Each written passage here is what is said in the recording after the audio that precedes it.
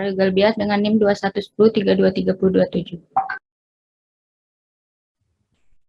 Baik, selanjutnya next.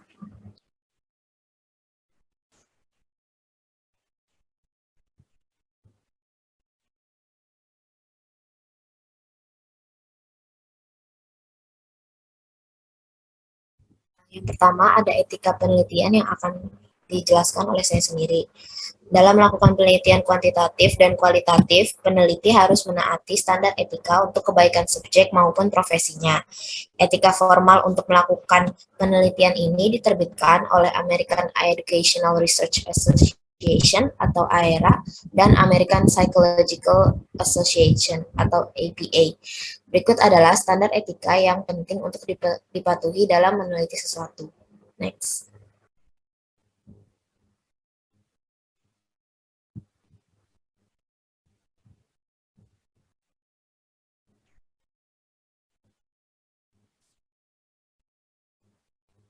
Sebelumnya, mohon maaf Bu, teman-teman ada yang sebelumnya ada yang bisa bantuin aku share screen, soalnya aku nge-lag jadinya PPT-nya lambat gerak gitu. aku coba Oke, Be, udah aku kirim linknya di grup. Kasih.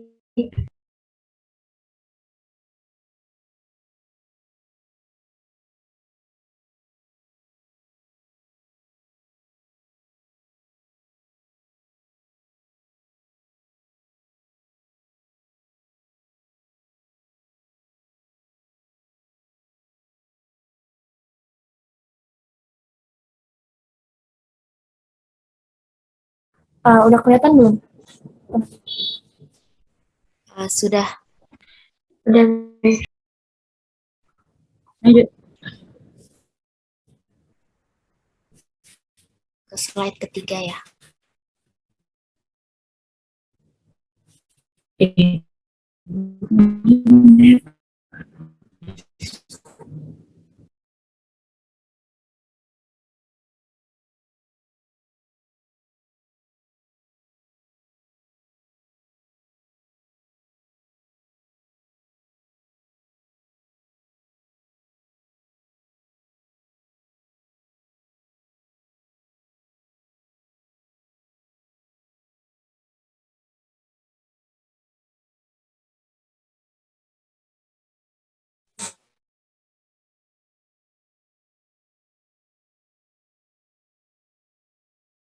Oke, selanjutnya adalah prinsip-prinsip etika penelitian.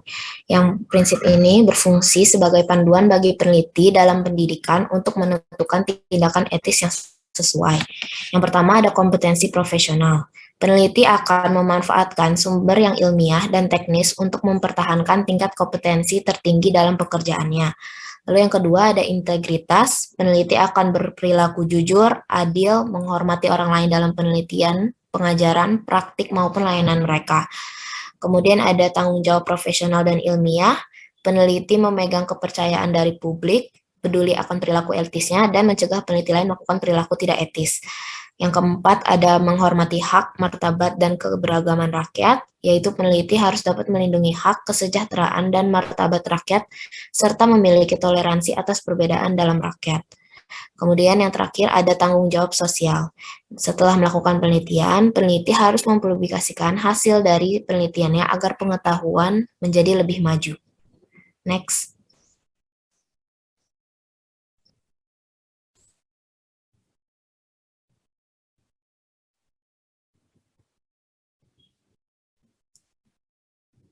Selanjutnya ada standar etika dari AERA.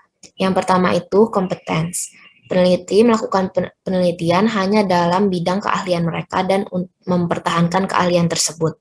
Selanjutnya ada use and misuse of expertise. Peneliti tidak menerima pendanaan, kontrak, konsultasi, atau penugasan dari individu atau organisasi yang tidak memperbolehkan peneliti mengikuti standar etika.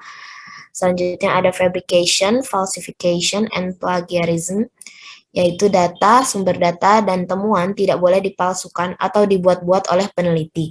Jika peneliti menggunakan data atau informasi dari sumber lain, maka peneliti harus menulis sumber tersebut sebagai referensi. Selanjutnya ada avoiding harm. Peneliti akan mengambil tindakan yang mencegah terjadinya dampak negatif bagi orang lain. Jika hal itu terjadi, peneliti harus segera mencegahnya atau bahkan memberhentikan eksperimen. Lalu yang kelima ada non-discrimination, yaitu peneliti tidak boleh melakukan diskriminasi terhadap keberagaman orang lain dalam pekerjaannya, seperti ras, budaya, asal negara, jenis kelamin, dan sebagainya. Kemudian ada selanjutnya, next.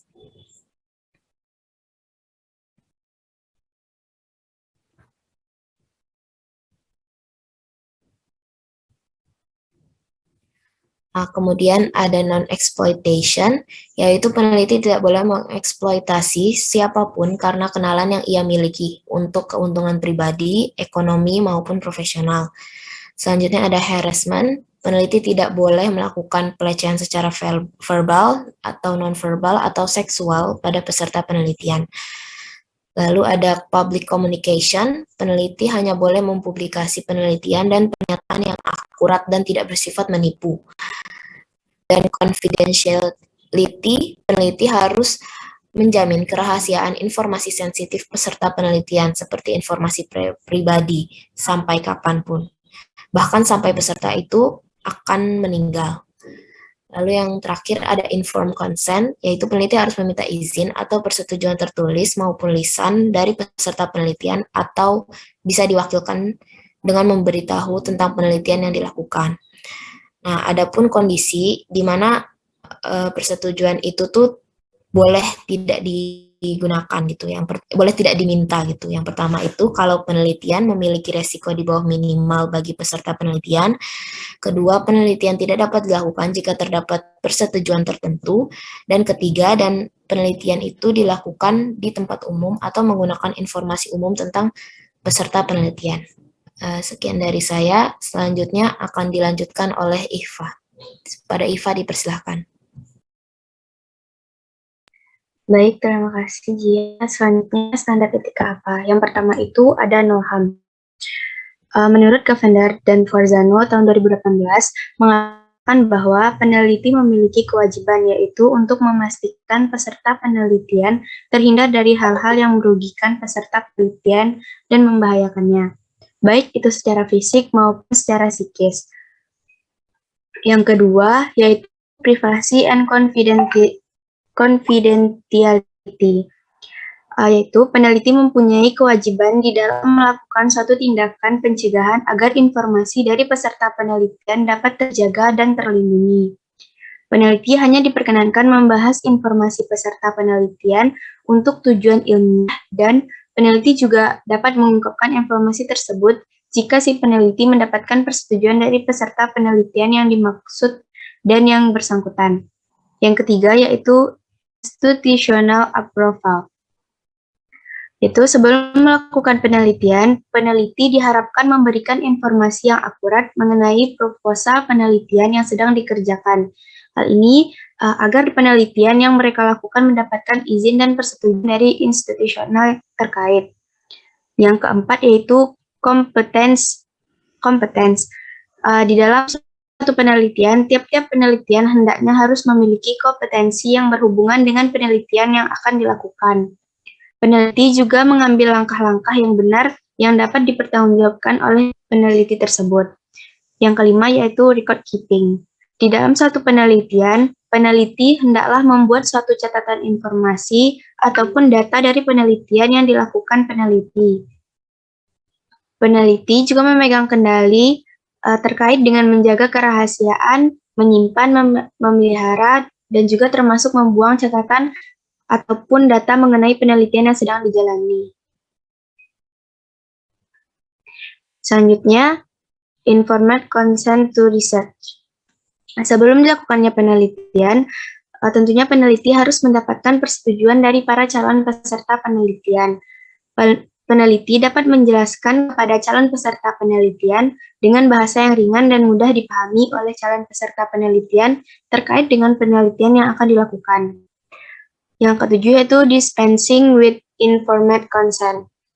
Pada bagian ini, peneliti tidak harus meminta persetujuan dari peserta penelitian selama penelitian berlangsung dan melibatkan peserta penelitian secara anonim dan penelitian yang dilakukan tidak menimbulkan masalah ataupun kendala lainnya seperti bahaya terhadap peserta penelitian. Yang kedelapan yaitu offering inducement for research participation. Peneliti dapat melakukan upaya yang sewajarnya dalam membujuk peserta dengan tetap menghindari penawaran yang membujuk secara finansial atau berlebihan, karena hal itu bisa dianggap sebagai sikap atau perilaku yang cenderung memaksa peserta untuk mau berpartisipasi dalam penelitian yang sedang dilakukan peneliti. Yang kesembilan yaitu deception in research. Penelitian tidak boleh bersifat menipu serta penelitian yang tidak boleh dilakukan oleh peneliti. Peneliti hanya diperbolehkan menggunakan teknik penipuan jika hal yang berkaitan bersifat ilmiah dengan tujuan pendidikan atau lain halnya. Yang selanjutnya itu debriefing. Pada hal ini diharapkan peneliti memberikan informasi kepada peserta penelitian mengenai penelitian yang sedang dilakukannya, seperti mengenai sifat penelitian, kesimpulan penelitian, dan lain-lainnya. Dengan menggunakan bahasa yang mudah dan dapat dipahami oleh peserta. Sekian dari saya kembalikan ke moderator. Baik, selanjutnya akan dilanjutkan oleh Sekar. Silahkan Sekar. Baik, terima kasih kepada moderator. Nah, tadi kan udah dijelasin di mana etika dalam penelitian. Nah, selanjutnya kita akan masuk ke bagaimana langkah-langkah dalam menulis proposal penelitian. Sebelum itu kita harus mengetahui terlebih dahulu apa itu proposal penelitian. Nah, jadi menulis proposal penelitian itu kita harus tahu dulu menulis itu apa. Jadi menulis itu adalah satu kegiatan menuangkan ide, gagasan, serta pendapat dalam suatu rencana tertulis yang disiapkan pada tahap awal untuk memulai suatu proyek di mana nantinya akan diserahkan kepada orang lain melakukan evaluasi yang kemudian diberi saran untuk perbaikan bila terdapat kesalahan. Nah, jadi menulis proposal penelitian ini itu adalah menuangkan satu rencana proyek kerja untuk dinilai kepada untuk diberikan kepada orang yang berwenang, sehingga kalau terdapat kesalahan untuk rencana proyeknya itu akan dilakukan evaluasi. Nah, jadi kita masuk ke langkah menyusun proposal penelitian. Nah, kelompok kami akan membahas mengenai bab satunya, yaitu hanya terdiri dari introduction sama metodenya. Nah, jadi proposal penelitian itu terbagi menjadi dua, yaitu proposal penelitian kuantitatif dan proposal penelitian kualitatif. Nah, proposal penelitian kuantitatif itu adalah suatu proposal yang dibuat untuk rencana proyek penelitian metode kuantitatif, mana itu di mana peneliti itu memfokuskan pada penggunaan datanya itu berupa angka dan membahas suatu masalah itu secara umum. Sedangkan kalau proposal penelitian kualitatif itu proposal yang digunakan untuk melakukan metode penelitian kualitatif. Nah, penelitian kualitatif itu sendiri adalah metode penelitian yang fokus pada pembahasan masalah penelitian itu secara lebih khusus. Nah, adapun langkah menulis proposal penelitian kuantitatif agak berbeda dengan langkah penulisan pertama itu ada introduction, di mana introduction ini terbagi jadi 4 bagian. Yang pertama itu ada statement of the problem, terus yang kedua ada review of literatur, yang ketiga ada statement of hypothesis, dan yang keempat ada significance of the study. Nah, jadi yang pertama itu ada of the problem. Nah, ini tuh biasanya berisi apa yang menjadi pendorong penulis mengangkat masalah tersebut.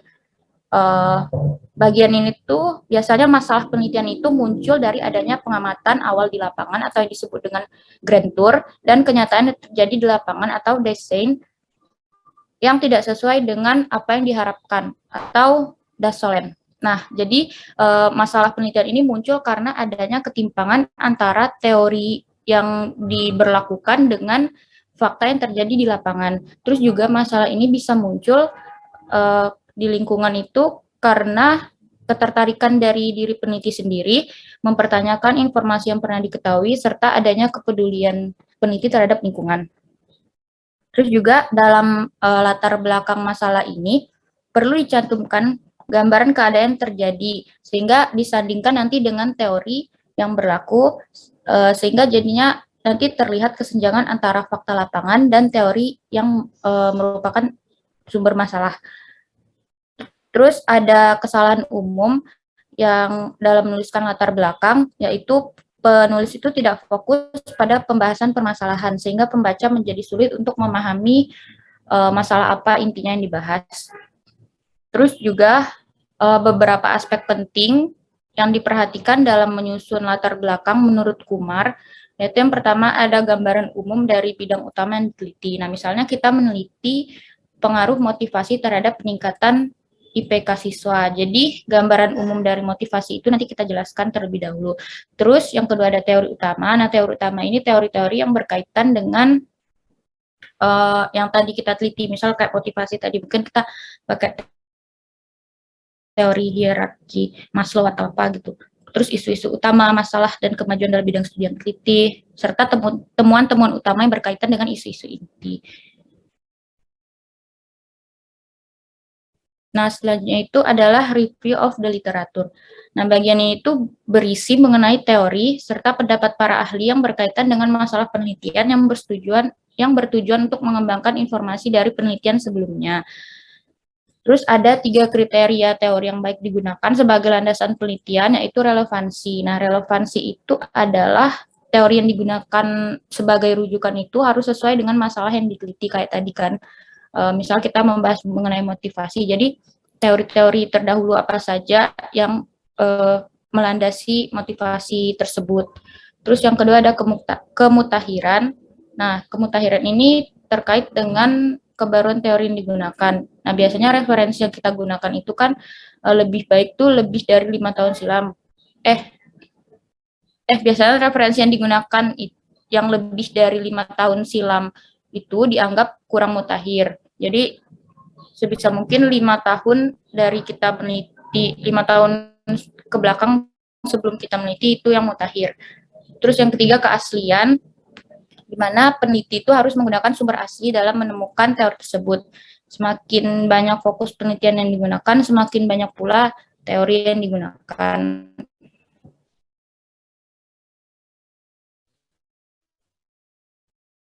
Nah, terus selanjutnya atau tentang hubungan antara dua variabel yang penulis rencanakan untuk diuji dan dalam kerangka penelitian.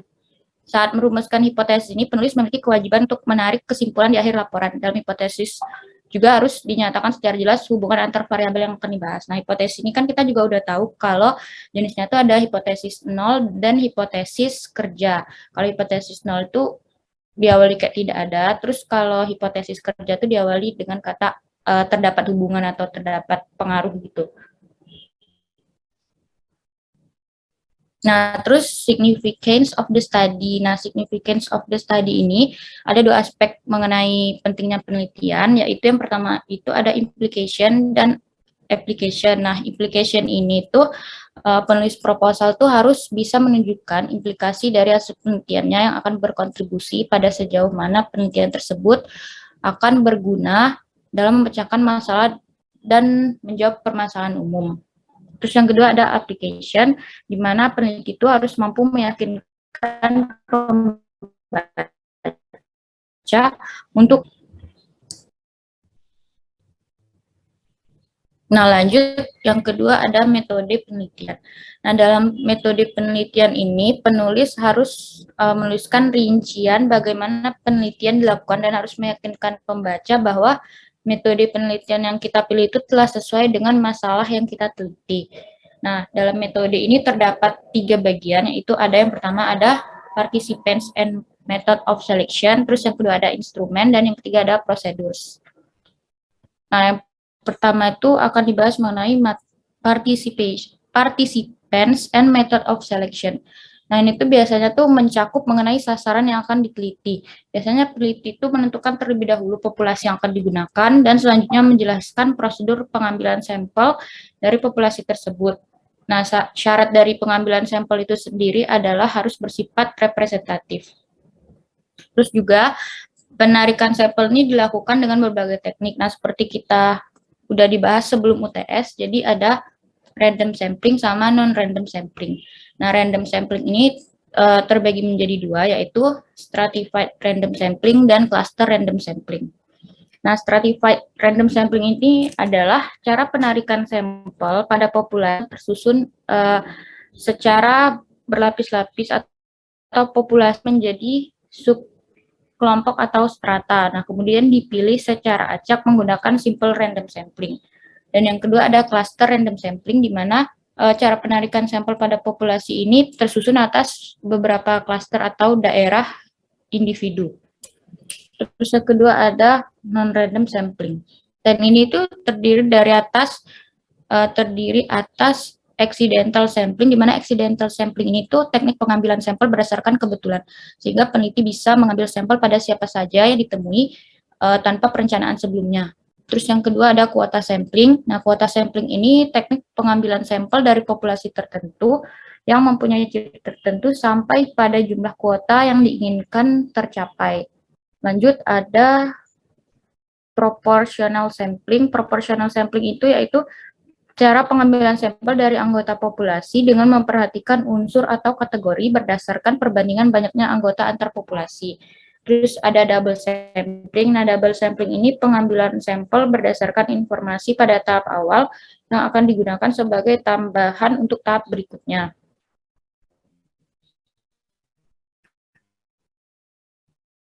Di mana misalnya udah dapat dari double sampling tadi, yang diambil lagi dari sampel kedua sampai sampel seterusnya sampai banyak. Terus ada purposive sampling. Nah, purposive sampling ini teknik pengambilan sampel berdasarkan penilaian peneliti. Dan yang terakhir ada snowball sampling, di mana pengambilan sampel dari yang awalnya sedikit orang, terus kemudian berkembang menjadi banyak karena adanya rujukan dari sampel awal. Nah, yang kedua dari bagian metode itu ada instrumen. Nah, instrumen itu yaitu indikator yang digunakan peneliti untuk mengumpulkan data. Dalam penelitian kuantitatif sendiri, secara umum instrumen yang dapat digunakan itu yaitu yang pertama itu ada metode pengumpulan data dengan rangkaian tujuan penelitian. Nah, biasanya metode kuesioner ini banyak digunakan oleh para peneliti karena dapat mengumpulkan banyak informasi verbal antara peneliti dan partisipan tujuan. Dalam wawancara ini biasanya juga peneliti mendengarkan murni jawaban dari partisipan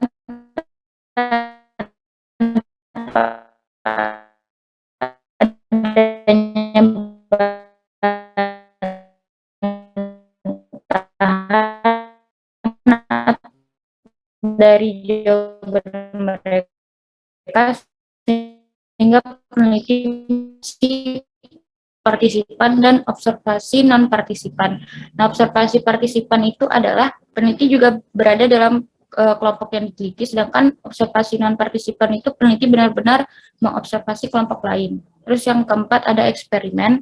Nah, eksperimen ini yaitu penelitian melibatkan beberapa manipulasi atau perlakuan terhadap objek yang akan diteliti. Namun penelitian eksperimen ini tuh membutuhkan lebih banyak biaya dan tenaga. Lanjut ada prosedures. Nah, prosedures ini berisi deskripsi prosedur penelitian secara lengkap. Nah, seperti menjelaskan cara penelitian yang akan dilakukan secara lengkap, misalnya langkah-langkah dalam melakukan penelitian, serta membahas mengenai variabel yang diteliti beserta kemungkinan variabel pengganggu. Nah, pada prosedur ini juga dibahas mengenai keterbatasan dari penggunaan metodologi yang dipilih. Nah, sekian dari saya, kembalikan kepada Dr. Baik, selanjutnya ada langkah menulis proposal penelitian kualitatif yang akan dipresentasikan oleh Lania. Padahalnya dipersilakan. Terima kasih kepada moderator atas waktunya. Jadi di sini saya akan menjelaskan langkah menulis proposal penelitian kualitatif. Next. Nah, jadi secara sekilas, penulisan proposal penelitian kualitatif itu mirip dengan laporan penelitian kuantitatif, seperti strukturnya itu mirip ya. Tapi ada beberapa perbedaan signifikan yang membedakan antara proposal kualitatif dan kuantitatif. Nah, di sini kami membagi 3 perbedaan yang secara jelas dapat dibedakan, yaitu pertama dari mulai gaya penulisannya. Dalam gaya penulisan, di dalam proposal kualitatif itu bersifat lebih personal dan tidak terlalu formal daripada dalam proposal kuantitatif. Untuk cara pembacaan juga, di dalam proposal kuantitatif cenderung dibaca seperti laporan sains, sedangkan dalam proposal kualitatif itu memiliki gaya yang lebih naratif dan dapat dibaca seperti sebagai sebuah cerita. Dan yang terakhir itu dalam penggunaan kata ganti. Dalam proposal penelitian kualitatif, penulis dapat menggunakan kata ganti orang pertama yang merujuk dirinya seperti menggunakan kata saya atau dalam bahasa Inggris menggunakan kata I. Nah, next. Lalu terdapat beberapa komponen yang dapat kita lakukan, dapat kita susun untuk membuat suatu laporan penelitian kualitatif. Dan pada kali ini kami akan membahas terkait bab pendahuluan yang ada di laporan penelitian kualitatif terlebih dahulu. Jadi di situ kami akan membagi 2, yaitu introduction dan juga ada nanti methods. Di introduction ini ya kita akan membahas tentang latar belakang, dan di sini mengharuskan adanya purpose, situating the self, initial research question, and related literature atau discourse. Next.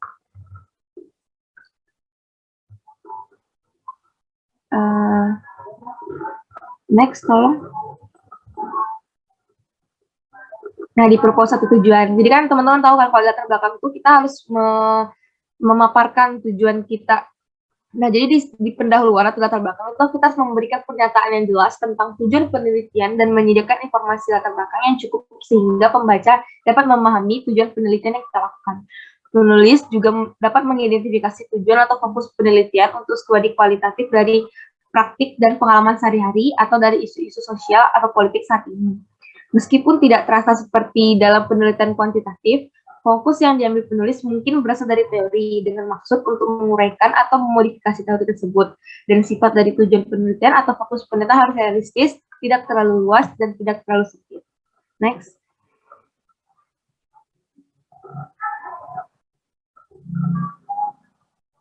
Next.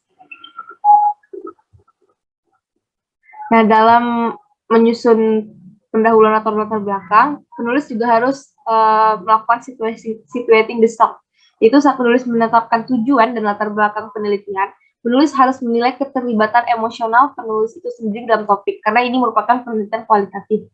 Dengan kata lain, walaupun penulis sangat antusias terhadap topik yang dipilihnya, penulis tidak boleh terlibat secara emosional yang berlebihan yang nantinya akan memunculkan bias.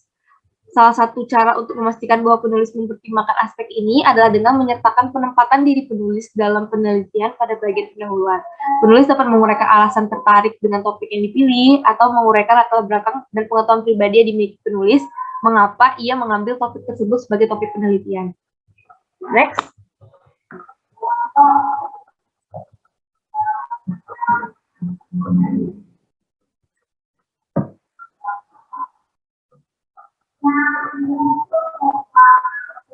Initial research question atau ini bisa juga dikatakan sebagai rumusan masalah yang disusun dalam dalam pendahuluan. Jadi setelah seluruh keseluruhan fokus penelitian telah ditentukan, peneliti harus menyusun pertanyaan penelitian utama dan pertanyaan yang akan dibahas. Pertanyaan-pertanyaan ini memaparkan struktur konseptual dari penelitian. Mirip dengan hipotesis jika kita membahas penelitian kuantitatif itu mirip dengan hipotesis. Pertanyaan-pertanyaan ini akan membantu mengidentifikasi apa yang harus diamati dan apa yang harus ditanyakan dalam wawancara dan mengarahkan analisis yang akan dilakukan. Di sini wawancara mungkin sebagai salah satu metode yang dilakukan dalam penelitian kualitatif. Pertanyaan penelitian kualitatif biasanya tentang proses atau pemahaman apa yang terjadi atau apa yang terjadi, mengapa dan bagaimana sesuatu terjadi terkait topik penelitian yang telah ditentukan. Dan juga bisa dapat bagaimana mereka yang terlibat atau partisipan penelitian memahami pengalaman dan apa artinya pengalaman tersebut bagi mereka. Namun saat penelitian ini terungkap, pertanyaan-pertanyaan awal ini dapat dimodifikasi. Jadi setelah melakukan wawancara, jawaban-jawaban dari partisipan penelitian itu dapat dimodifikasi sesuai dengan keinginan peneliti. Next.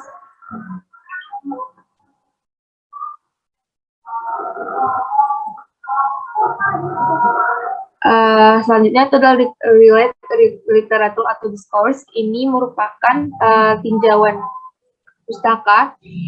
Jadi tinjauan literatur itu atau tinjauan pustaka berfungsi untuk mengidentifikasi apa yang sudah diketahui dan membantu mencegah duplikasi penelitian dan membantu menghindari kesalahan dalam desain penelitian yang telah dibuat oleh orang lain. Dan di sini terdapat juga perbedaan utama dalam tinjauan literatur di studi kuantitatif dan studi kualitatif. Yang pertama itu dalam proposal kualitatif meninjau literatur atau dalam proses peninjauan literatur itu merupakan proses yang berkelanjutan dan melibatkan proses interaktif di seluruh pembelajaran. Sebagai studi berkembang, literatur baru mungkin perlu dieksplorasi. Dan juga literatur juga dapat disematkan di akhir seluruh dokumen untuk mendukung temuan dan tidak terbatas pada bagian tertentu dalam laporan. Jadi maksudnya memberikan penjelasan tentang sumbernya dapat dilakukan di akhir dari sebuah proposal penelitian, sehingga tidak diasumsikan bahwa tinjauan pustaka selesai dalam proposal. Dan kalau misalnya yang ini maksudnya yang poin nomor 1 itu dalam proposal kualitatif itu karena dia bersifat kualitatif sehingga sumber-sumber yang digunakan itu masih dapat berkembang karena kita menjelaskan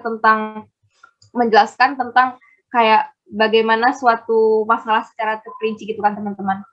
Nah, untuk yang nomor 2, dalam proposal kualitatif juga terdapat perbedaan jenis informasi yang layak untuk dimasukkan ke dalam proposal. Maka beberapa penulis menyebut bagian yang layak ini sebagai review wacana dalam tinjauan literatur. Next.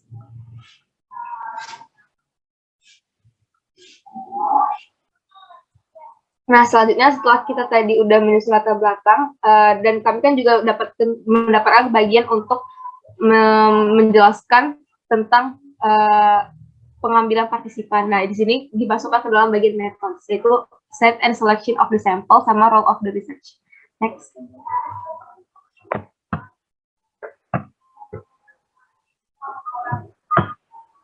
Nah, set and selection of the sample. Terus dalam kita melakukan penelitian kan tentu kita harus ada mengambil sampel ya kan. Jadi sampel dalam penelitian kualitatif itu biasanya lebih kecil daripada penelitian kuantitatif. Kan teman-teman juga udah pernah dibahas tentang perbedaan penelitian kualitatif dan kuantitatif di pertemuan sebelumnya kan. Nah, jadi kan memang dapat tuh kita bedakan kalau misalnya di penelitian kualitatif itu biasanya sampelnya lebih sedikit daripada kuantitatif yang mungkin bisa sampai ratusan orang atau ratusan partisipan. Nah, di sini penulis harus dapat menjelaskan metode yang digunakan dalam pengambilan sampel. Penulis juga harus menjelaskan kriteria seleksi dan atribut penting yang harus dimiliki sampel dan menjelaskan mengapa kriteria itu penting dalam penelitian. Dan juga penulis juga harus memperkirakan dan menjelaskan bagaimana penyesuaian dapat dilakukan saat penelitian sedang berlangsung. Jadi inilah yang harus terdapat dalam bagian pengambilan sampel. Next.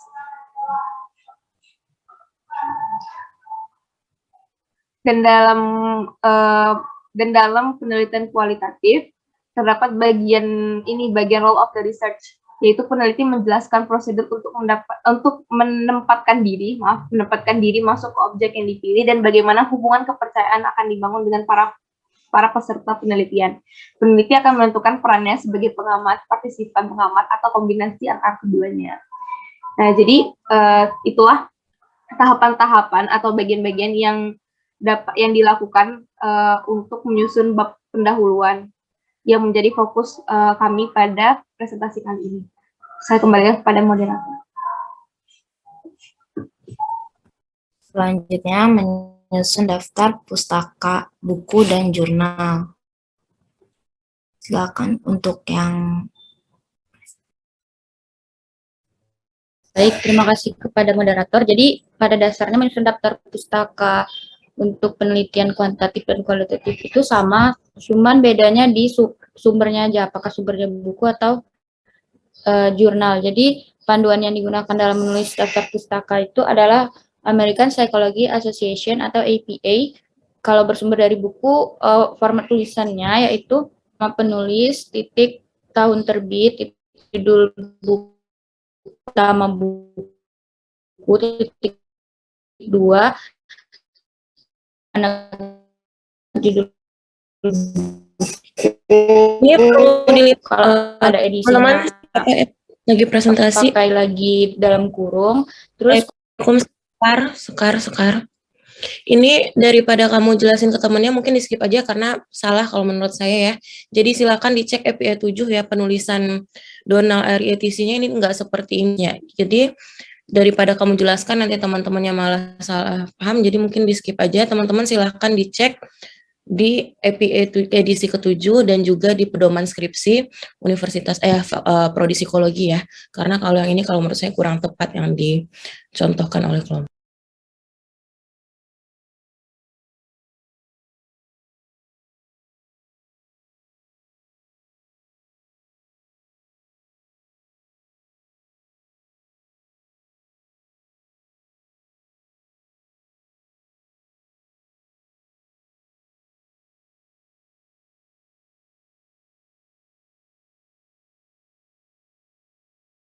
Baik, sekian dari kelompok kami. Sebelumnya, apakah ada yang ingin bertanya?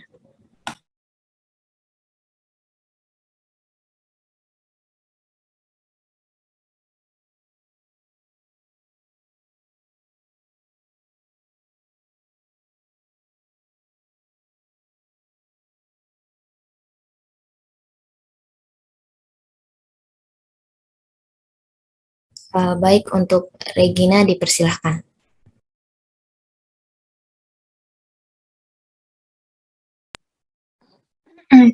Baik, terima kasih kepada kelompok yang sudah memberi saya kesempatan untuk bertanya. Pertanyaan saya yang pertama yaitu tadi Lenia menjelaskan bahwa kalau di proposal itu penulisannya lebih kalau di penelitian itu penulisannya lebih formal daripada proposal. Nah, maksud lebih formalnya itu gimana? Terus yang kedua, yang dijelaskan Iva tadi, bahwa kalau dalam penelitian itu, kalau dalam mengambil informasi dari subjeknya itu, kita nggak boleh memberikan penawaran finansial gitu kan. Tapi nyatanya yang saya lihat, kemarin saya ada bantu cutting, ngisi kuesioner mereka, dia juga menawarkan embel-embel juga seperti itu gitu. Nah, apakah kalau ada embel-embel, misalnya kayak nanti dikirimin Shopee Pay ya, atau gimana-gimana gitu, apakah penelitiannya tidak sah atau gimana gitu? Terima kasih. Baik, selanjutnya untuk Afni dipersilahkan. Terima kasih atas kesempatannya. Izin bertanya, tadi kan dijelaskan dispensing with informed consent itu kan artinya peneliti nggak kasih tahu apa-apa mengenai penelitian. Jadi,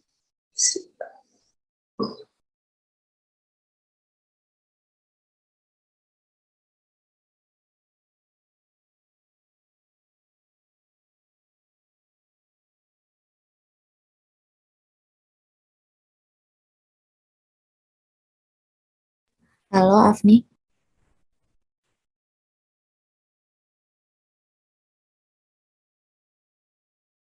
Mungkin Afni terlempar ya.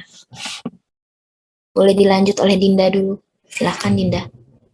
Baik, terima kasih kesempatannya kepada kelompok. Pertanyaan aku yang pertama, kenapa identitas narasumber itu harus dirahasiakan? Terus yang kedua, bagaimana cara mempublikasikan hasil penelitian ke jurnal yang berkategori dapat dipercaya? Masih kelompok. Baik, untuk Afni, silakan dilanjutkan pertanyaannya. dispensing with informed consent itu kan artinya peneliti nggak kasih tahu apa-apa mengenai penelitian. Jadi yang kita teliti itu nggak tahu apa-apa nih mengenai penelitian. Itu termasuk deception nggak? Terus bisa dijelaskan lebih detail lagi nggak? Sebenarnya deception itu kapan bisa dilakukan? Soalnya tadi kurang ngerti sih dengan apa yang dibilang guru. Terus pertanyaan terakhir, tadi kan yang pertama kali langsung dijelaskan gitu, langsung dibahas prinsip-prinsip etika berdasarkan AIRA dengan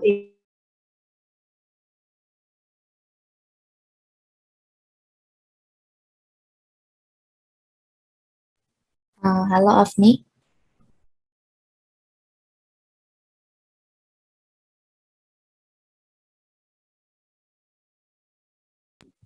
Kalau sulit untuk suara open mic bisa tuliskan pertanyaannya di kolom chat ya. Baik Afni, silakan kirim pertanyaan lewat kolom chat ya.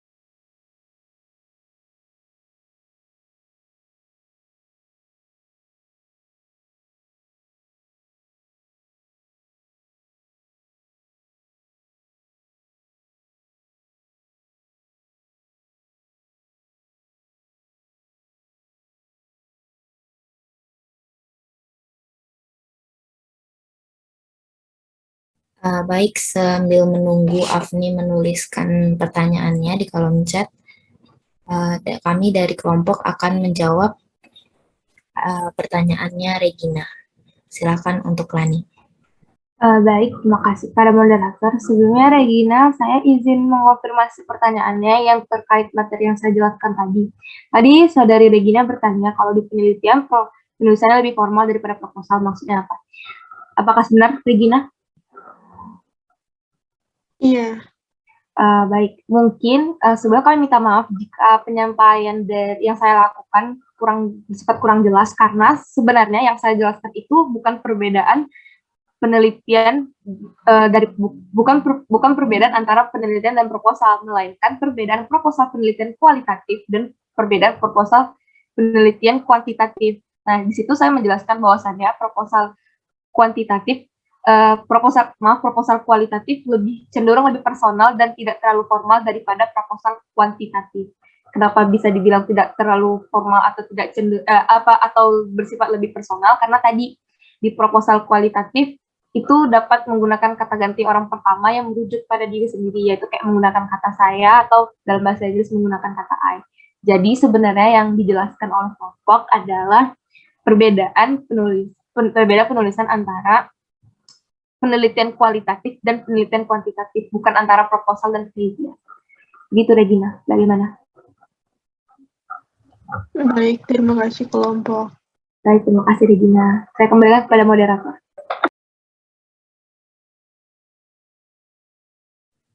Baik, kami dari kelompok izin meminta waktunya sebentar untuk diskusi. Terima kasih sebelumnya.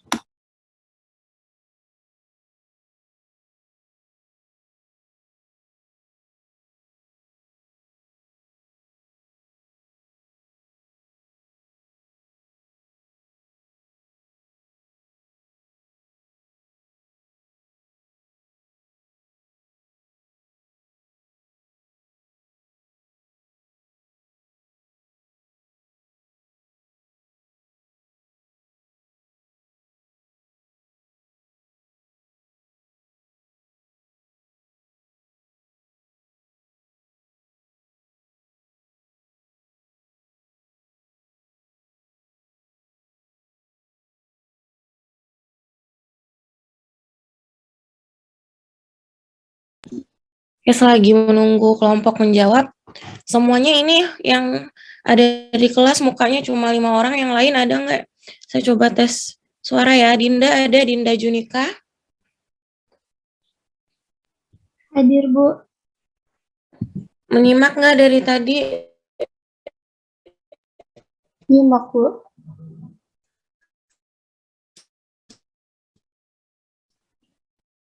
Ada ya, mana? Ada. Kenapa ya? Mana nih? Ini suara saya kedengaran nggak ya, teman-teman ya? Atau Iya, Bu, terdengar. Dengar Bu, tapi di saya agak putus-putus Bu.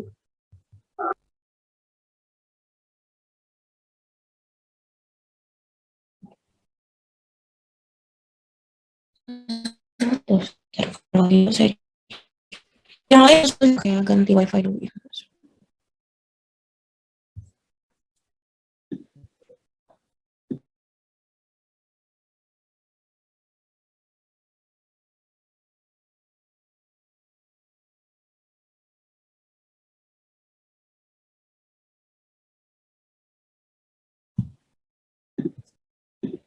Oke, kalau sekarang sudah terdengar atau masih putus-putus, teman-teman? Sudah jelas Bu. Izin menjawab sudah terdengar, Bu. Sebentar.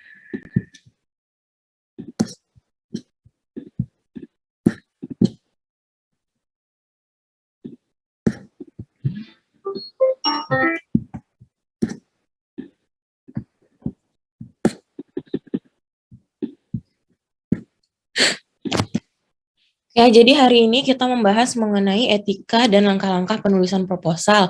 Kalau tidak salah, saya dari Pak Yan kemarin, ini kelasnya kemarin nggak membahas tentang ini ya, analisis data ya?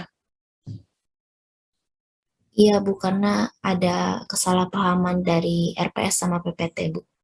Nanti teman-teman nanti di minggu depan, kalau misalnya kalian coba nanti lihat materi dari temannya di kelas lain, kalau ada pertanyaan mengenai analisis data mungkin bisa kita bahas sedikit di minggu depan ya, daripada nanti kalian ketinggalan gitu. Jadi di minggu depan nanti saya berikan waktu bagi teman-teman jika ada yang ingin bertanya mengenai analisis data. Tapi nanti kalau nggak ada yang bertanya ya saya anggap paham gitu ya. Jadi kalau mau diulas sedikit silahkan nanti ditanyakan di pertemuan selanjutnya supaya sama juga kalian materinya dengan teman-teman lainnya. Oke, nah hari ini kita membahas mengenai etika dan langkah-langkah penulisan proposal. Ini adalah salah satu hal yang penting dilakukan dalam teman-teman sebelum menuliskan proposal untuk tahu gitu ya. Jadi bagaimana etikanya gitu. Nah, tadi sudah dijelaskan juga oleh kelompok ada beberapa gitu ya terkait bagaimana etika dalam menulis proposal penelitian. Nah, etika itu ada etika penulisan gitu ya teman-teman ya.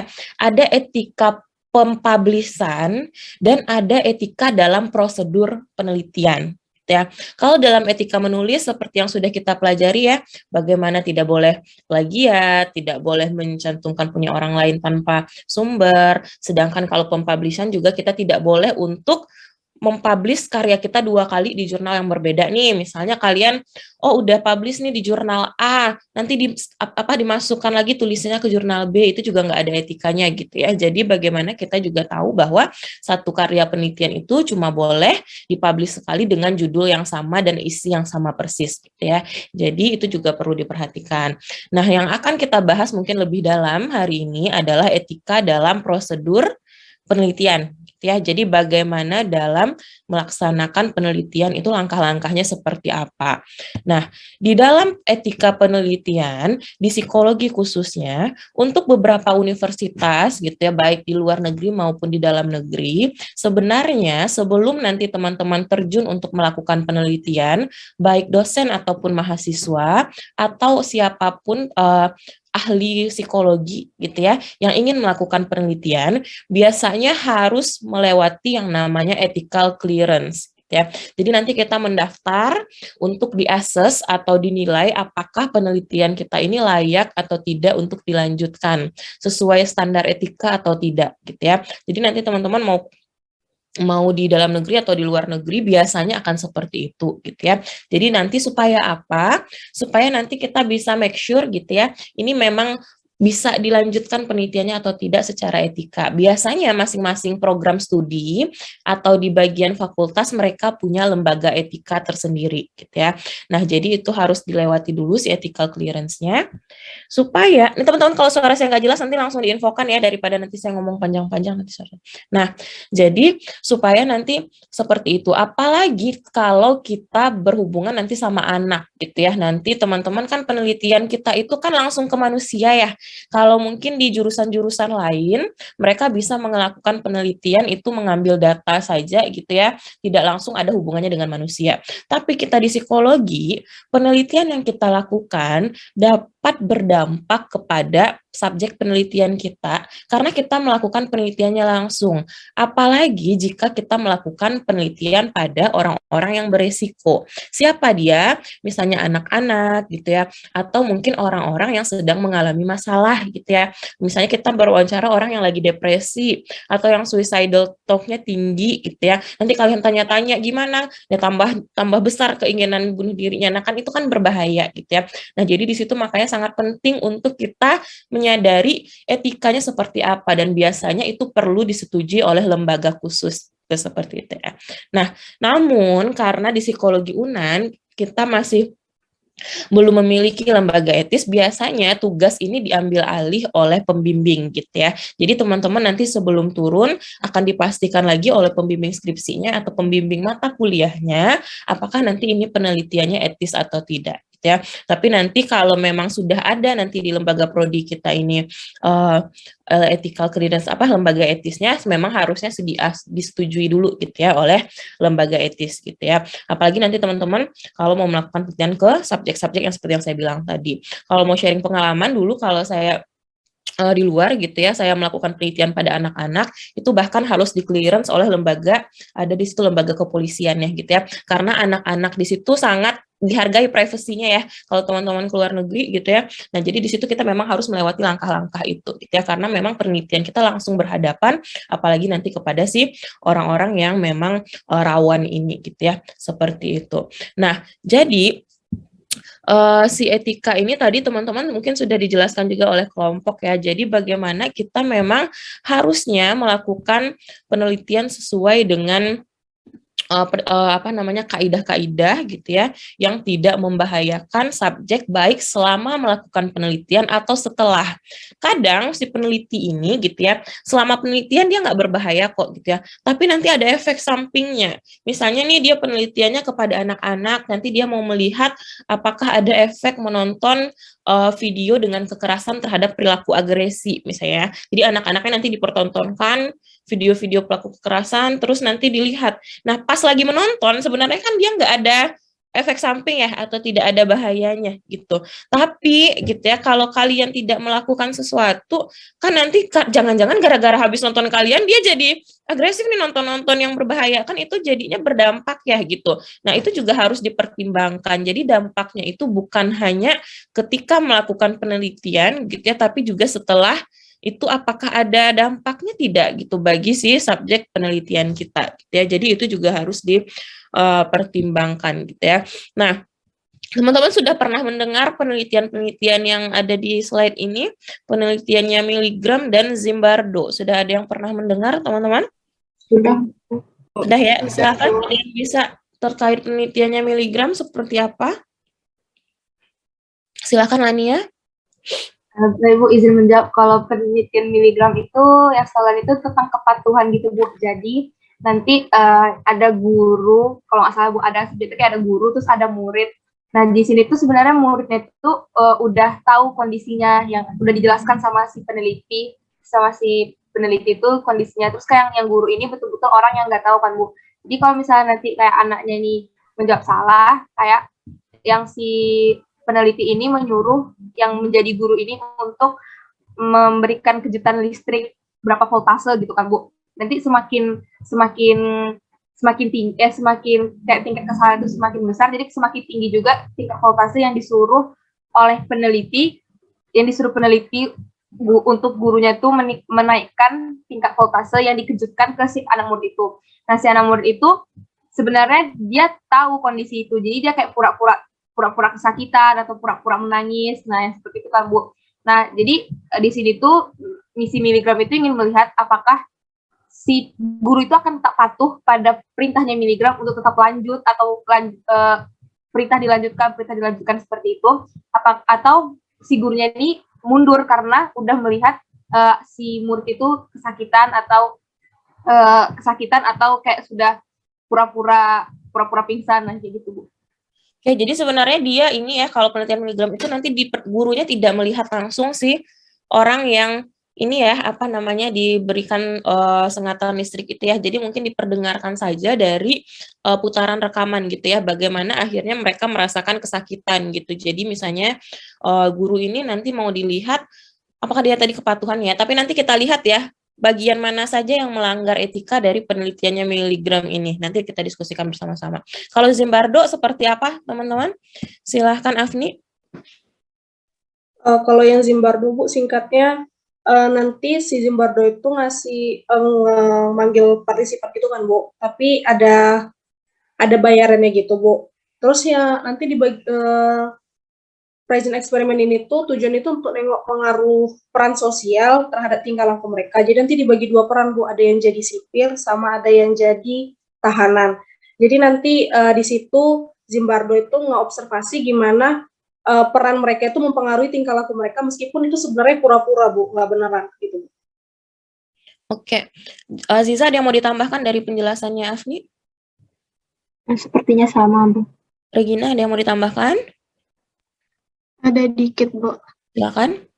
Nanti akibatnya tuh yang si penjaga penjara tuh kayak lebih agresif gitu kepada tahanannya tuh, Bu. Dan tahanannya tuh kayak jadi depresi gitu. Jadi akhirnya penelitian Zimbardo ini kayak diberhentikan gitu, Bu, karena berdampak buruk ke si yang jadi tahanannya itu, Bu.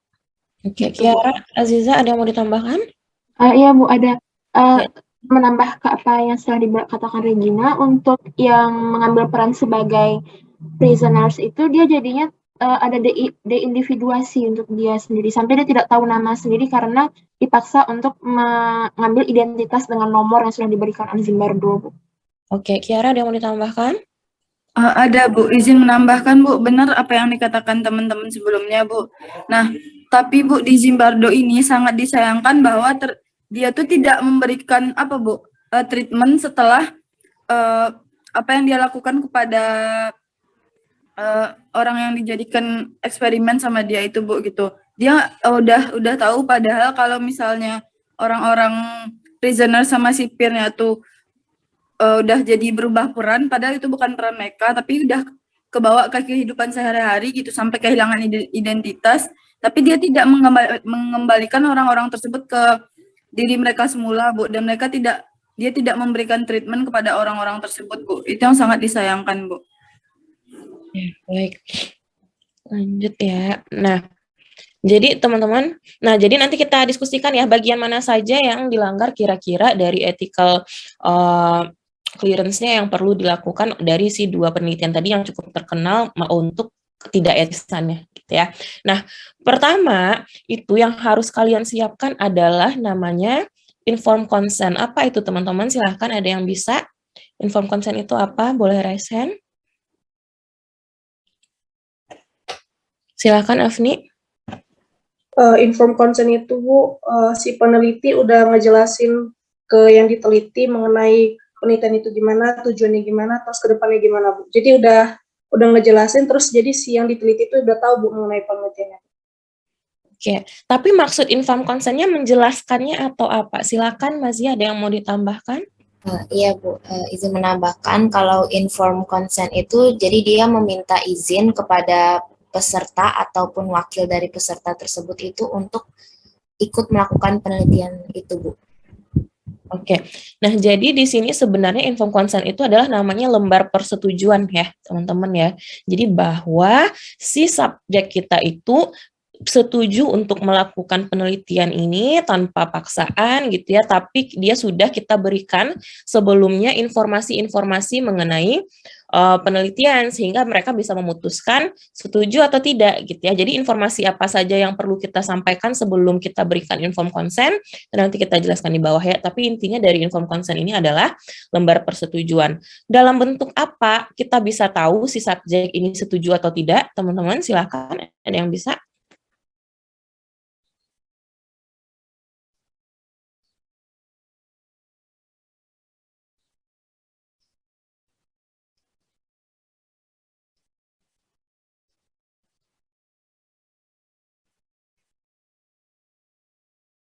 Ada yang bisa nggak kira-kira dalam bentuk apa persetujuan itu bisa ini inform consent-nya ini kita tahu bahwa si partisipannya sudah setuju atau belum. Silahkan teman-teman. Regina silahkan. Kalau nggak salah tadi dijelaskan kelompok dalam bentuk perjanjian tertulis, kalau nggak salah, Bu. Iya, Bu. Oke, yang lain?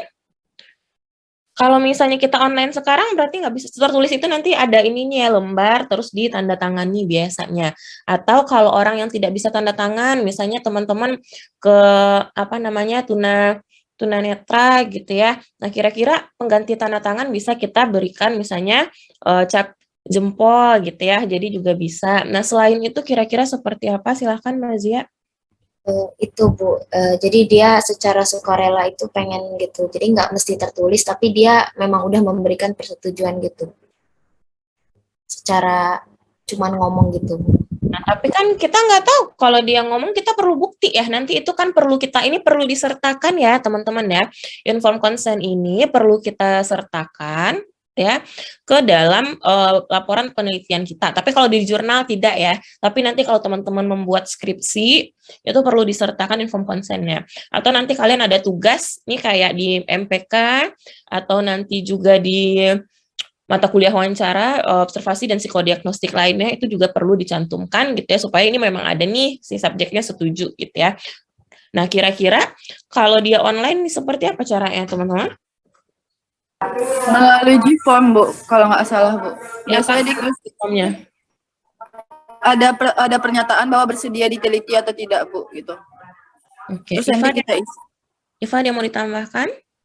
Iva mau nanya gitu, Bu. Misalnya kan kita butuh tanda tangan gitu, Bu. Sekarang kan karena online orang tuh kadang tanda tangannya itu difotokan aja terus kita lampirkan ke dalam dokumen kita, itu apakah sah gitu? Nah, sebenarnya kan kadang kalau kita minta tanda tangan orang takut disalahgunakan juga ya. Jadi sebenarnya kalau online sebenarnya bisa kita buat dia menceklis saja gitu ya. Kalau misalnya di J-Form saya setuju, saya menyetujui seperti itu gitu ya. Tapi kalau memang dia bersedia tanda tangannya di-scan boleh, tapi ya itu nanti harus meminta izin dari si subjek penelitian gitu ya. Nah, apakah sah atau tidaknya? Karena memang sekarang kondisinya apalagi selama pandemi ini ya memang sulit untuk mendapatkan partisipan secara langsung, sebenarnya memang sudah tidak masalah gitu ya, asal memang diisi dan disampaikan kepada si partisipan gitu, bahwa nanti dia bisa tahu informasinya, dia mencentrang setuju atau mungkin bisa menandatangani secara online juga bisa kan ya, selain scan kan ada alatnya itu juga bisa gitu ya, tapi nanti harus dengan kesepakatan dengan partisipan penelitian gitu ya, apakah bersedia mereka tanda tangannya didapatkan secara online, di-scan, atau memang bisa mencentang si tadi ya. Jadi si inform consent ini memang dibutuhkan dan diberikan kepada partisipan bukan setelah kita melakukan penelitian ya, teman-teman ya, tapi sebelum kita melakukan penelitian. Apa yang bisa kita sampaikan di sana? Sampaikan informasi mengenai penelitian, bahwa dia juga sudah tanpa ada paksaan tadi gitu ya, bersedia dengan untuk mengikuti penelitian ini gitu. Nah, di situ juga nanti bisa mereka sewaktu-waktu mereka tahu bisa untuk berhenti dari penelitian jika mereka memang mau gitu ya, menginginkan, nggak harus terpaksa kalau mereka sudah keberatan untuk melanjutkan penelitian ini kembali. Informasi itu bisa kita berikan, ditambah lagi nanti namanya ada lembar information-nya, briefing-nya gitu ya. Jadi nanti teman-teman kasih tuh ada dua ada dua nih gitu. Yang pertama informasi mengenai penelitian, nanti ada inform konsennya gitu. Nah, itu biasanya kita sampaikan supaya orang itu juga bisa mengambil keputusan gitu ya, dia bersedia atau tidak untuk mengikuti penelitian kita gitu ya. Nah, pertanyaan lainnya, kalau pada anak-anak seperti apa, teman-teman? Anak-anak kan dia belum bisa ini ya, apa namanya, menandatangani gitu ya, atau misalnya ada apa namanya, atau belum dianggap inilah gitu ya untuk dia setuju atau tidaknya. Kira-kira caranya seperti apa kita mendapatkan inform consent pada penelitian dengan anak-anak? Silahkan, ada yang bisa, Mas Zia? Diwakilkan Bu oleh orang tua atau wakilnya. Oke, bisa diwakilkan, tapi jadi kan kita tetap ada yang namanya parental consent atau mungkin consent dari guru kalau kita melakukan penelitiannya di sekolah ya, itu tetap kita minta, dan ke anak-anaknya tetap harus kita minta juga konsennya. Tapi yang ke anak-anak itu yang seperti disampaikan teman-teman tadi secara verbal gitu ya. Kita tetap harus menanyakan, iya sih orang tuanya setuju, kalau anaknya nggak mau, kita juga tidak bisa memaksa. Misalnya seperti apa? Misalnya kalau ke anak-anak, kakak ada mainan nih, kita mau nggak ikut main sama kakak gitu. Nah, kalau dia mau atau tidak, kita baru lanjut. Atau walaupun tidak secara verbal, anak-anak itu kan juga menunjukkan ini ya, apa namanya, kalau dia udah mulai nggak nyaman, udah mulai merengek gitu ya, kita paksa juga ikut. Nah, itu kan tidak boleh gitu ya. Jadi si konsen anak-anak ini bisa kita lihat gitu ya dari verbalnya bisa atau mungkin kenyamanan dia dalam mengikuti penelitian gitu ya. Jadi teman-teman kalau yang tertarik dengan penelitian dengan anak-anak gitu ya, tentunya juga nanti akan berbeda seninya gitu ya dengan melakukan penelitian-penelitian kepada orang dewasa gitu. Karena kita juga harus mengkondisikan ini anaknya memang lagi fit nih, jangan sampai gitu ya si anak ini dia jawabnya asal-asalan atau misalnya performanya tidak baik, bukan karena dia tidak bisa gitu ya, tapi memang karena dia lagi apa namanya, kondisi badannya tidak baik atau belum dekat dengan Anda atau malu gitu ya, itu juga harus dipertimbangkan gitu ya dalam melakukan penelitian dengan anak-anak. Sehingga nanti mungkin teman-teman sehari itu udah siap banget mau neliti, tapi tiba-tiba pas sampai sana si anaknya lagi nggak mau, ya udah Bu, nanti saya datang lagi ya gitu. Nah, jadi memang siap-siap mentalnya kalau meneliti ke anak-anak seperti itu ya. Tapi nanti kalau ke sama halnya ya, nanti diperhatikan nanti kalau ke orang-orang yang memang apa namanya lagi sakit atau seperti apa gitu ya, juga harus memperhatikan kondisi dari orang-orang tersebut gitu ya. Jadi mereka nyaman atau tidak nih gitu ya kondisinya gitu. Jadi itu juga bisa kita lihat sebagai bentuk konsennya gitu ya, meskipun tidak secara tertulis ya, tapi juga perlu diperlukan gitu. Jadi tadi si informed consent ini kalau pada anak-anak diberikan pada orang tua, dan juga bisa kita lihat secara langsung si anaknya willing nggak gitu ya untuk ikut dengan penelitian kita gitu. Oke, Aziza, ada yang mau ditanyakan silahkan. Baik, terima kasih Bu. Sebenarnya kalau untuk ada penelitian untuk anak-anak yang berada di panti asuhan misalnya Bu, artinya untuk inform consent-nya kita berikan kepada anak itu dan juga kepada pengurus panti asuhan tersebut artinya ya Bu? Iya. Jadi apa gimana kalau pada anak-anak, coba diulang lagi Mam, silakan. Kalau pada anak-anak yang di panti asuhan, artinya inform consent-nya itu kepada si anak itu dan kepada si pengurus pantinya juga, Bu. Nah, anak-anak ini kita lihat lagi usianya ya, teman-teman ya. Kalau misalnya dia usianya misalnya sudah bisa melakukan tanda tangan, misalnya SD, SMP, SMA, itu kita ke anaknya iya, ke pendampingnya iya, misalnya ke pengurus panti, ke guru, ke orang tua, itu juga kita sertakan. Tapi biasanya kalau sudah memasuki usia-usia SMA atau 17 tahun ke atas, mereka sudah bisa bertanggung jawab sendiri, itu cukup si anaknya saja. Tapi kalau anaknya tadi kecil, belum bisa tanda tangan, ya kita nggak perlu memberikan inform consent ke anaknya, tapi dalam bentuk verbal dan mengamati perilakunya tadi saja, seperti itu. Karena mereka kan belum bisa ngerti juga ya, misalnya kita melakukan penelitian anak 3 tahun, gitu kan, inform consent-nya juga mereka juga nggak ngerti kan, tapi kita lihat aja gitu. Jadi tergantung nanti si usia partisipan dan kemampuan mereka untuk memahami gitu ya. Jadi kalau misalnya sudah paham, mereka sudah bisa membuat konsen sendiri, tapi kalau masih hitungannya masih anak-anak gitu ya, kayak SD, SMP, tetap harus mendapatkan persetujuan dari guru ataupun orang tuanya, seperti itu. Oke ya. Terima kasih Bu. Elania, silakan, ada yang mau ditanyakan? Ya Bu, Lani izin bertanya Bu. Jadi kalau misalnya nanti di antara anak sama walinya Bu, kayak misalnya guru atau orang tuanya terdapat perbedaan keputusan gitu Bu. Misalkan orang tuanya boleh Bu, tapi anaknya ini nggak mau Bu. Tapi kan anaknya nggak mau kabur, terus kita kayak kasih penjelasan, kayak kita persuasi gitu Bu, kita bujuk. Nah setelah itu anaknya mau. Nah itu tuh bisa dikatakan bisa dikatakan iya, itu kayak anak itu akhirnya memberikan persetujuan iya nggak, Bu? Padahal kan itu kita melakukan persuasi gitu kan anaknya, Bu. Nah, memang itu yang harus dilakukan gitu ya, karena anak-anak jarang sekali yang willing untuk ini gitu ya, tapi memang bagaimana kita membuat dia nyaman gitu, itu boleh dilakukan gitu ya. Memang skill, kalau kalian memang tertarik nanti ke penelitian ke anak-anak, salah satu skillnya yaitu ya, bagaimana kita bisa membuat si anaknya ini tertarik. Dan maka dari itu penelitian yang dilakukan pun sebaiknya juga ramah anak gitu ya, gimana kita juga memperhatikan, nggak mungkin anak itu disuruh duduk 1 jam, mereka kan bosan ya, jadi bisa ada kegiatan apa gitu dan lain-lain gitu. Jadi memang tidak apa-apa asal kita nggak maksa gitu ya, dia duduk sini, ayo duduk. Nah kalau kayak gitu kan dia udah nggak boleh gitu. Tapi kalau kita ngajaknya baik-baik, yuk kita pakai cara-cara yang menyenangkan, akhirnya dia mau, ya itu nggak apa-apa gitu ya. Kalau misalnya cara itu kayak bisa dikatakan sogokan gitu, Bu, kalau misalnya nanti kalau misalnya mau jadi partisipan kakak kasih ini deh, kalau kayak gitu tergolong boleh. Dan malah salah satunya etikanya kalau kita sama anak-anak, kita memang perlu kasih reward teman-teman gitu ya, karena memang si anak-anak ini senangnya begitu gitu. Nah ini mungkin bisa langsung, mungkin loncat dulu ini ke insentif ya, tadi pertanyaannya juga ada yang berkaitan dengan itu ya. Kalau di kelompok mungkin bisa jawab dulu terkait insentif ini, nanti bisa saya tambahkan, nanti bisa kita terapkan ke anak-anak atau nanti di orang dewasa. Silakan kelompok. Baik, saya izin menjawab pertanyaan tadi. Itu pertanyaan dari Regina. Dari Dinda ya tadi. Kan teman-teman pasti udah pernah belajar seseorang yang ingin ikut dan tertarik untuk terlibat dalam penelitian itu biasanya karena ada suatu dorongan dari penelitian, yaitu berupa sebuah reward.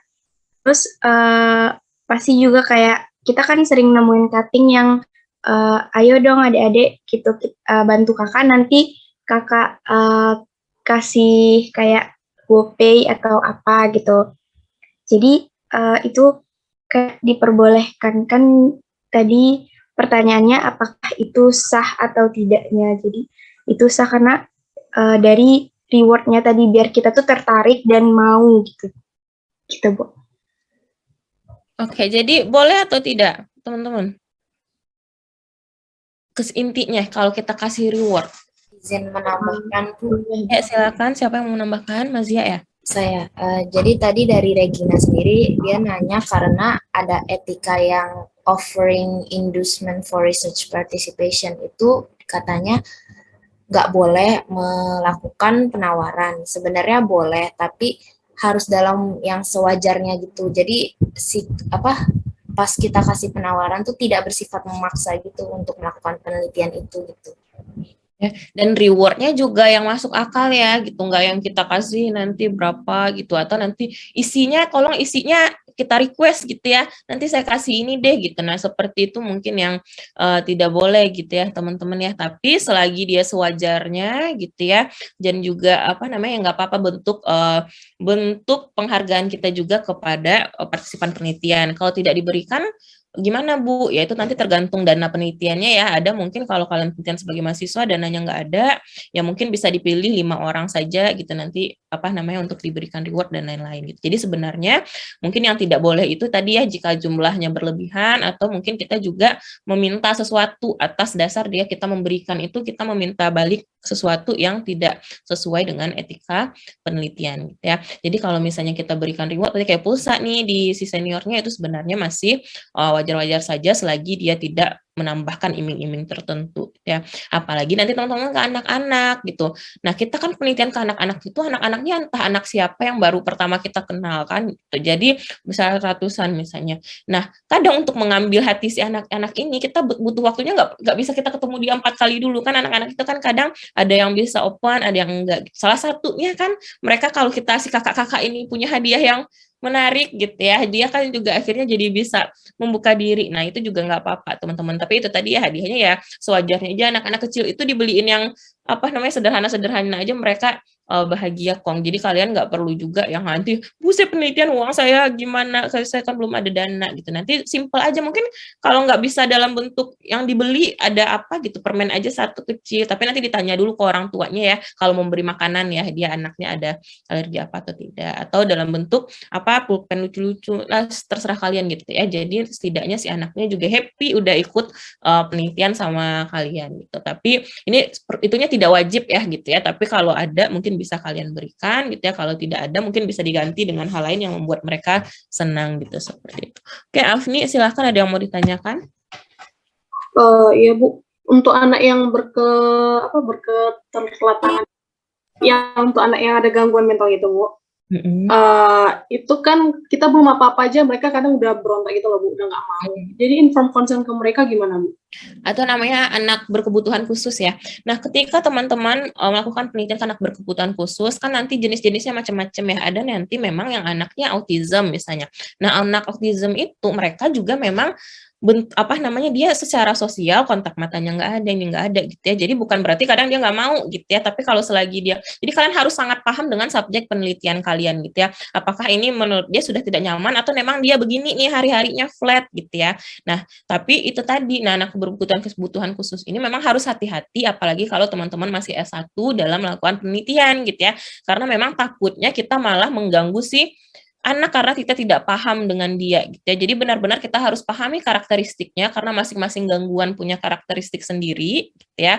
Nah, di situ mungkin kemampuan kita juga supaya membuat dia nyaman. Tapi kalau dia lagi tidak nyaman ya memang kalian tidak bisa membuat dia nyaman, nggak ada capable seperti itu ya, tidak disarankan untuk melakukan penelitian langsung kepada si anak gitu ya. Jadi takutnya seperti itu. Bukan berarti nanti mereka itu cranky ya, tapi ketika kita bisa menghandle gitu ya, terus ketika kita bisa paham kepada mereka, sebenarnya bisa dilanjutkan, tapi memang butuh skill dibandingkan teman-teman ke anak-anak gitu ya. Atau kalau misalnya saya mau penelitian Bu, tapi saya kurang ada skillnya, mungkin kalau kalian bisa punya teman atau pendamping bisa dibawa gitu ya. Jadi pendamping ini mungkin lebih paham kepada anak berkebutuhan khusus, dia bisa kita ikut sertakan dalam penelitian kita untuk mendampingi. Atau mungkin gurunya diajak gitu ya, memang tapi ditanya dulu ya gurunya bersedia atau tidak nih gitu ya untuk menangani si anak ini selagi teman-teman melakukan penelitian ya. Tapi ketika kalian S1 dan belum ada ilmunya, nih kayak sekarang kan kalian belum dapat ilmu apa-apa tentang ABK,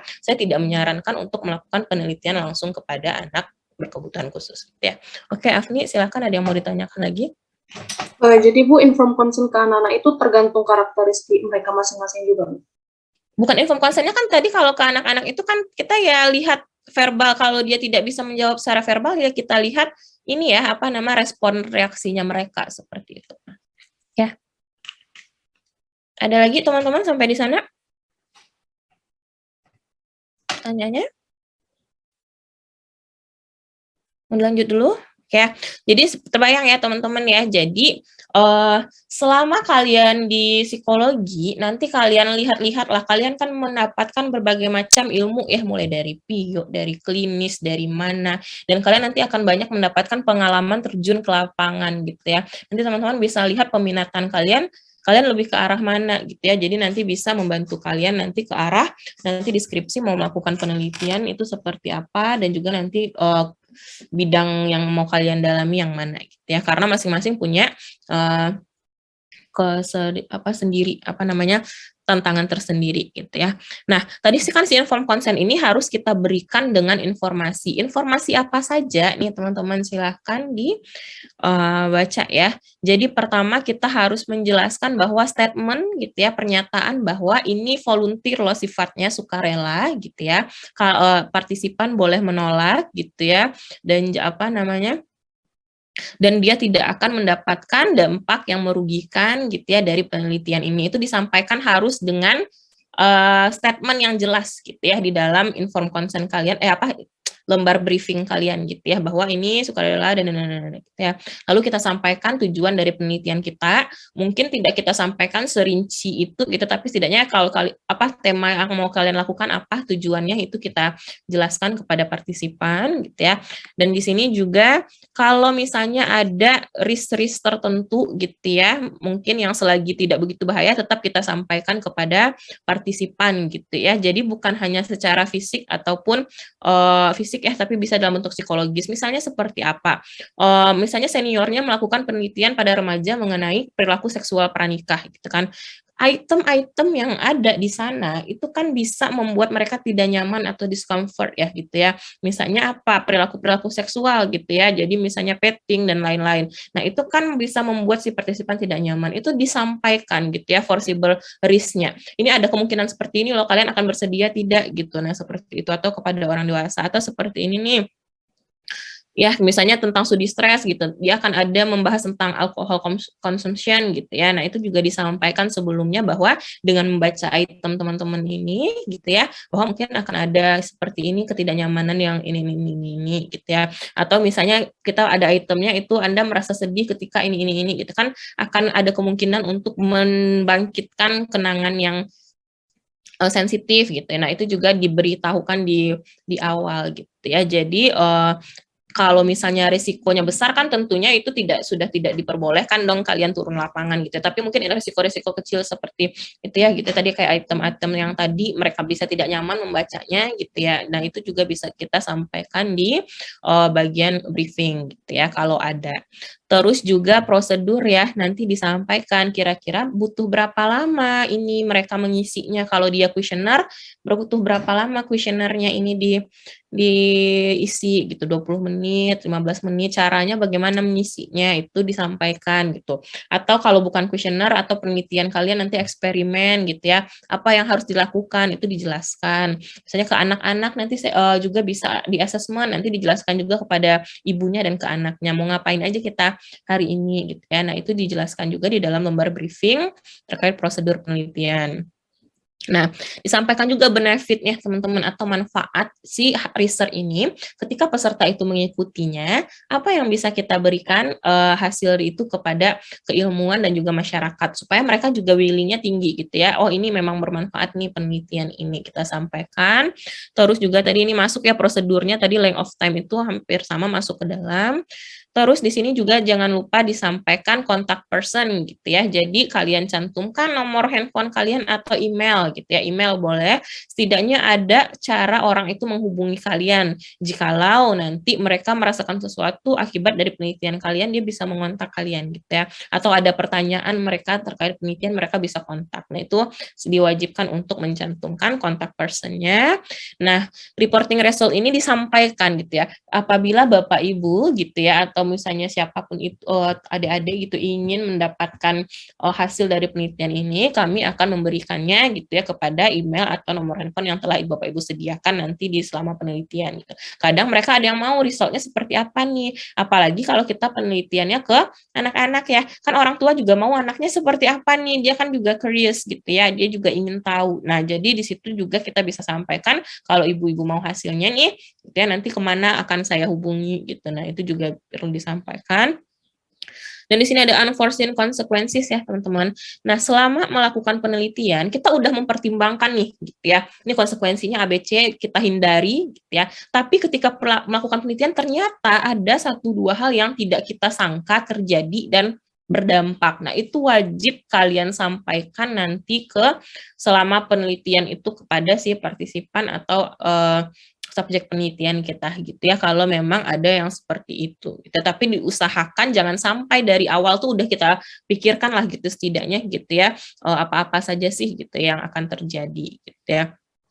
Nah, juga Jeopardy ini kalau nggak salah ini ya, kalau misalnya teman-teman nanti menemukan nanti selagi penelitian gitu ya, juga menemukan nanti anak-anaknya ini atau si subjeknya ini ada sesuatu gangguan gitu. Misalnya kita melakukan penelitian A, tapi nanti dia penelitian ada masalah lain yang ditemukan gitu, bukan penelitian kita gitu ya, itu juga perlu kita sampaikan gitu. Jadi ada etikanya juga. Ini kan bukan penelitian saya, mau anaknya gimana gitu ya. Terus tapi tetap harus kita sampaikan kalau kita menemukan sesuatu yang seperti itu gitu ya. Jadi juga kita jangan sampai juga memberikan dampak-dampak berbahaya juga kepada si subjek penelitian kita gitu ya. Nah, juga yang perlu kita sampaikan yang paling penting adalah bahwa data-data dari subjek itu sangat konfidensial gitu ya. Jadi tidak akan diberikan kepada siapapun,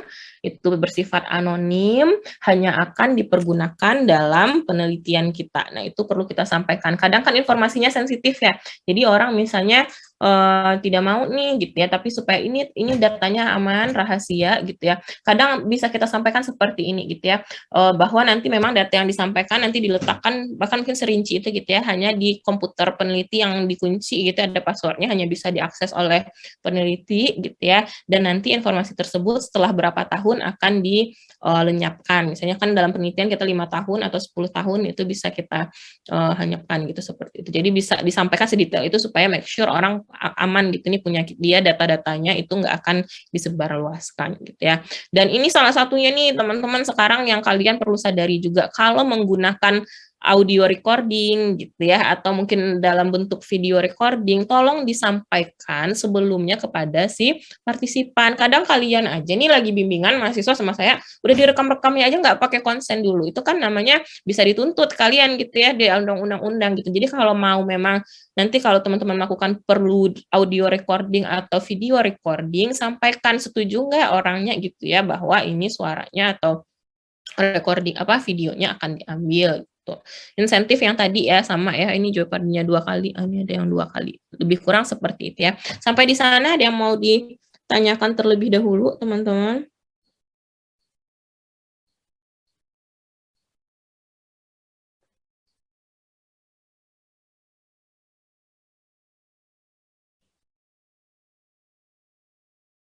Silahkan, ada yang mau ditanyakan? Sudah cukup. Kelompok ada yang bisa dijawab dulu, silahkan kelompok.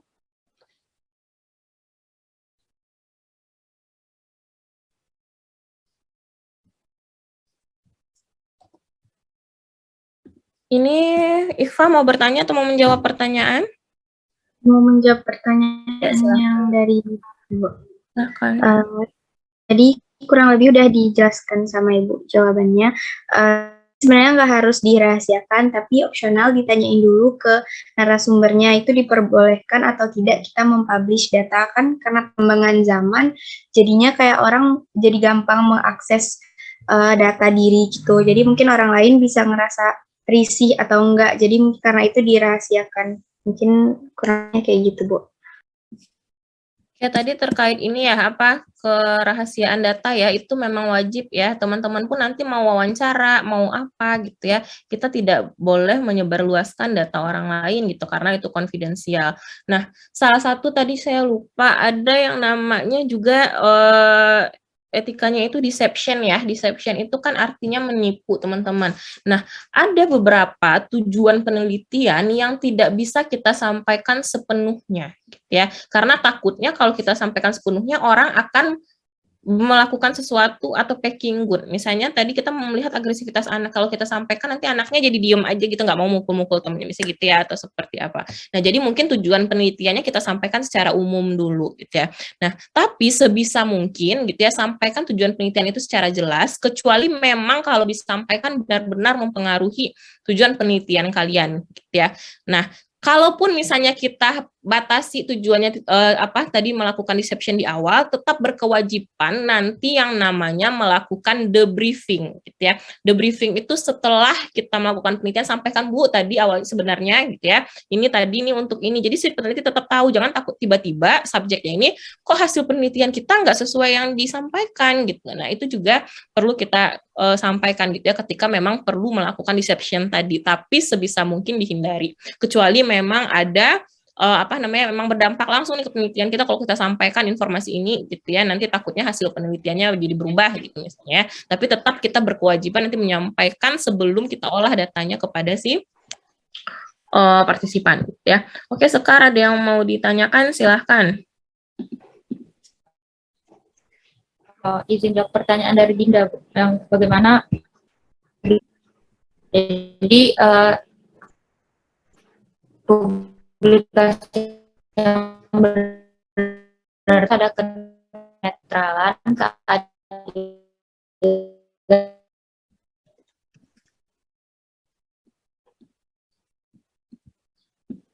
Ini Itu suaranya. memberikan hak Ini putus-putus sebagai kedengaran atau penulis. sinyal Terus saya, yang teman-teman? ketiga itu ada kegunaan sekarnya, Bu. Saya kurang jelas suaranya, silakan mungkin bisa diulang lagi.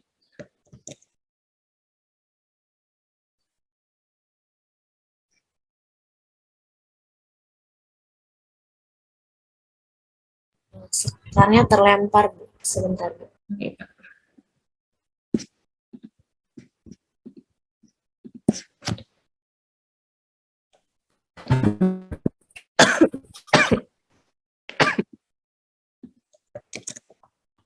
Ya, jadi izin menjawab pertanyaan dari Mazia, saya dari Dinda maksudnya. Jadi sebelum publikasi jurnal itu harus memenuhi 3 etika dalam publikasi. Nah, adapun etika dalam publikasi itu yaitu yang pertama itu ada kenetralan. Nah, maksudnya di sini itu bebas dari pertentangan kepentingan dalam pengelolaan publikasi. Terus yang kedua juga ada keadilan, yaitu memberikan hak kepengarangan kepada yang berhak sebagai penulis. Dan yang terakhir itu ada kejujuran. Ya, ini bebas dari duplikasi, publikasi, falsifikasi, dan plagiarisme dalam publikasi. Terus juga ada standar etika bagi masing-masingnya, ada standar etika bagi editor in-chief, terus standar etika bagi editor, serta standar etika bagi reviewer. Nah, standar etika bagi editor ini ada keputusan publikasi, penilaian yang objektif, terus ada konflik kepentingan, sama kerjasama dalam investigasi. Kalau standar etika bagi reviewer ini ada kontribusi terhadap keputusan editor, ketepatan waktu, kelengkapan dan keaslian referensi, terus juga konflik kepentingan. Terus yang terakhir ada standar etika bagi penulis. Nah, ini meliputi standar penulisan, akses data penelitian, orisinalitas dan plagiarisme, ketentuan pengiriman tulisan, kecantuman sumber referensi, dan juga authorship dan bahaya dan subjek penelitian. Terus juga kesalahan dalam tulisan yang dipublikasikan. Bagaimana, Dita? Bentar, Sekar. Itu kan tadi etikanya ya. Aku kan nanya cara mempublikasikannya itu gimana. Dinda bisa diulang?